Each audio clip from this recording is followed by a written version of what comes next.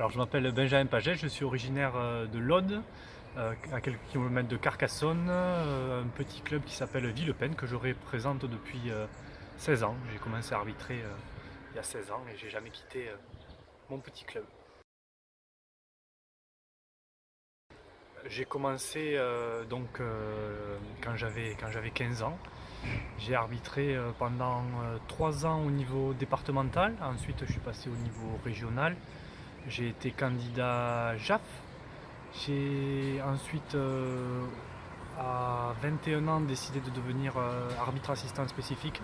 Et ensuite, j'ai gravi les échelons donc au niveau régional jusqu'au niveau national en quelques années. J'ai passé 3 ans au niveau national, 1 an et demi en Ligue 2, et là maintenant ça fait 1 an et demi que je suis en Ligue 1 et international depuis le 1er janvier 2018.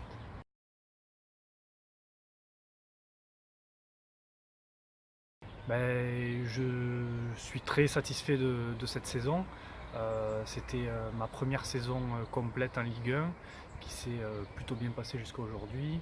Et donc j'ai été promu en cours de saison arbitre international, donc forcément très satisfait de l'année qui vient de s'écouler.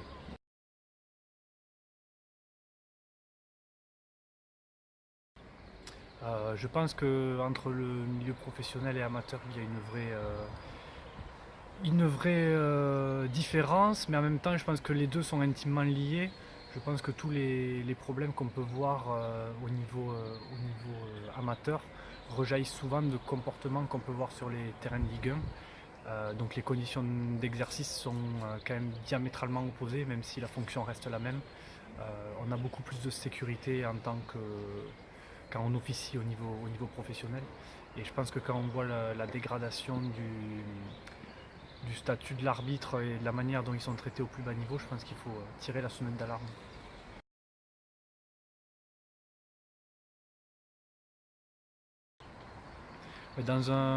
J'espère continuer à bien figurer en Ligue 1, réussir à monter crescendo sur des matchs et des affiches de plus en plus intéressantes et réussir à honorer et à porter le mieux possible mon badge international.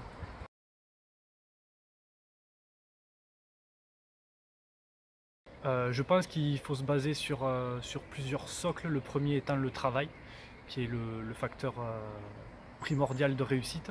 Ensuite, être persévérant parce que le chemin est long et semé d'embûches. Et après, croire aussi en ses rêves parce que ça paraît peut-être inaccessible, mais en prenant étape par étape, je pense qu'on peut y arriver et pas oublier de rester humble tout au long du chemin qu'il faut parcourir.